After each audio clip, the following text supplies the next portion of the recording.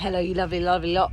Becca Manuel, garden coach here live in the glorious February sunshine in Brighton at my humble abode. Now, we're going to have a go at some aspirational gardening. I have an idea that I would like to achieve,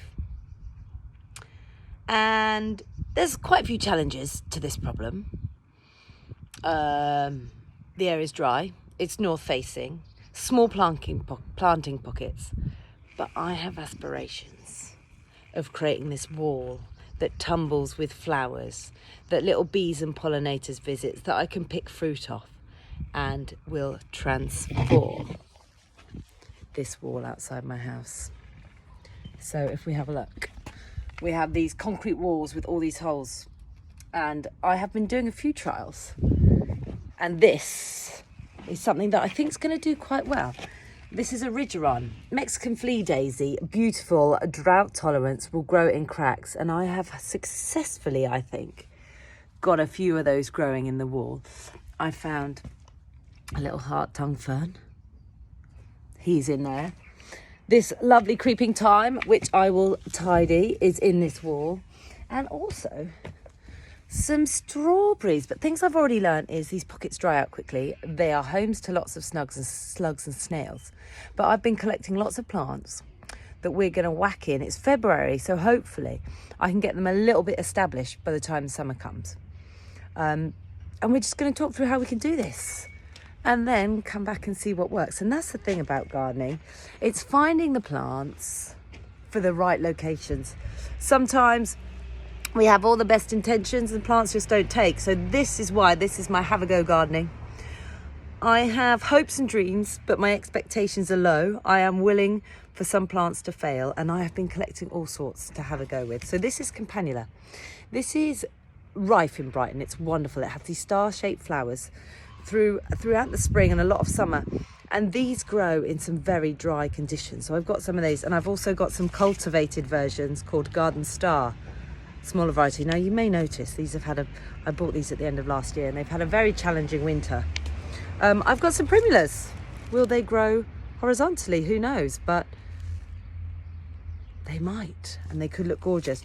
I've got lots of these strawberry plants that were rampaging through my raspberry cage.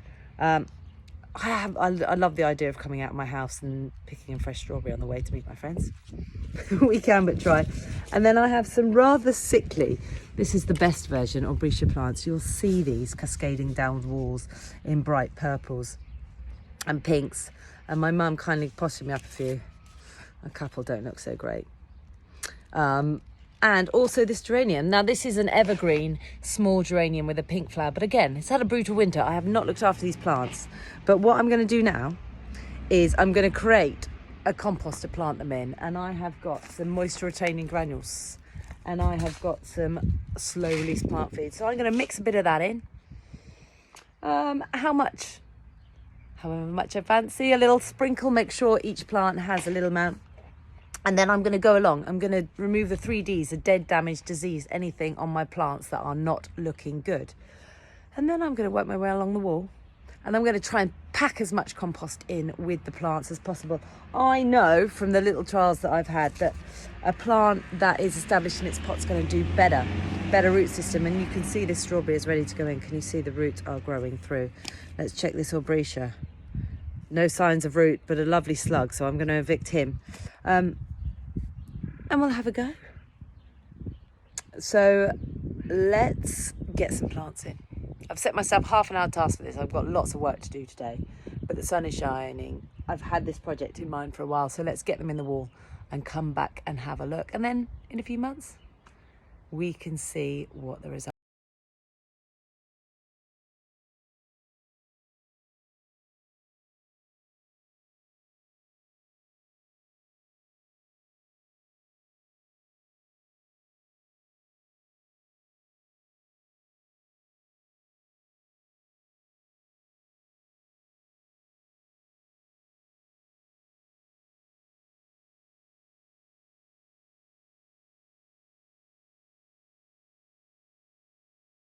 Okay, let's look at what we've achieved. So number one, it's been about an hour. With gardening, it always takes longer than you expect. So It's just the way it is, I think. So, but remember to take breaks. Don't break yourself.